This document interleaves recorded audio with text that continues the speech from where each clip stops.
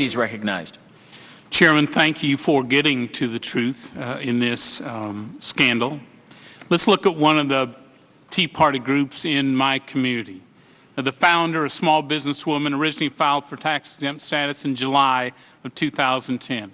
Fully 20 months later, in February 2012, she received a letter from the IRS with numerous follow-up questions, a lot of them intrusive, but she answered every one of them and returned it well within the 2-week time window.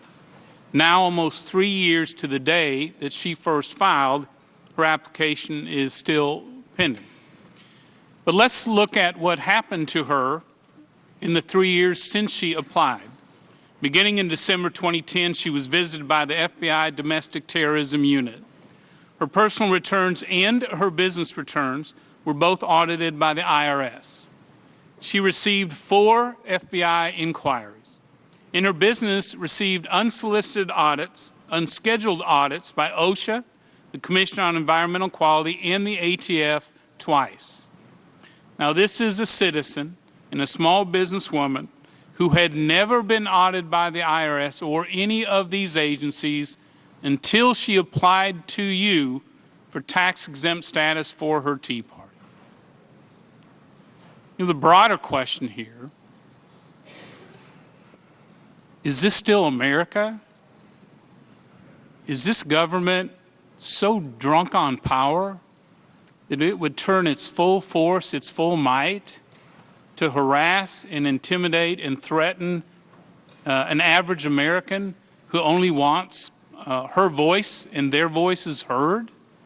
Mr. Miller, who in the IRS is responsible for targeting conservative organizations?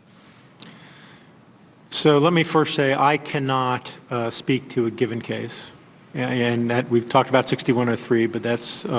This is not just one case. You know we're talking about the whole list the Inspector General put up there. Correct. Who is responsible for targeting these groups?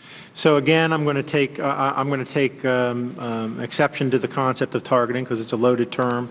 The listing was done by This was not a listing. In, you created a be-on-the-lookout list. Yeah. That's not a centralized government-mandated or directed listing.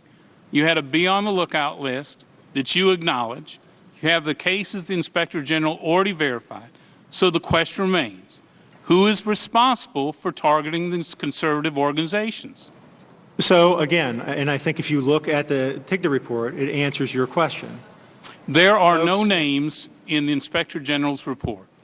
So I'm asking you, not only as the acting commissioner, but as the deputy commissioner over this organization, who is responsible for targeting these individuals? So I don't have names for you, Mr. Brady, and I'm willing to try to find that out. I think TIGTA is looking at that right now. I don't think targeting, again, is wrong. You're telling us you have no knowledge of who initiated or who approved this targeting of conservative organizations? I will stand by what the TIGTA report has put out there as the facts. Can you assure this committee that none of the information provided the IRS by these groups was shared or given to any other federal agency?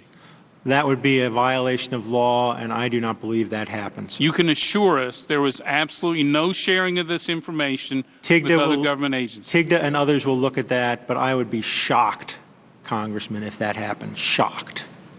If your earlier answers are any indication, we will all read about it in the media. We ought to be getting the truth from you. Mr. Chairman, I yield back. Thank you. Mr.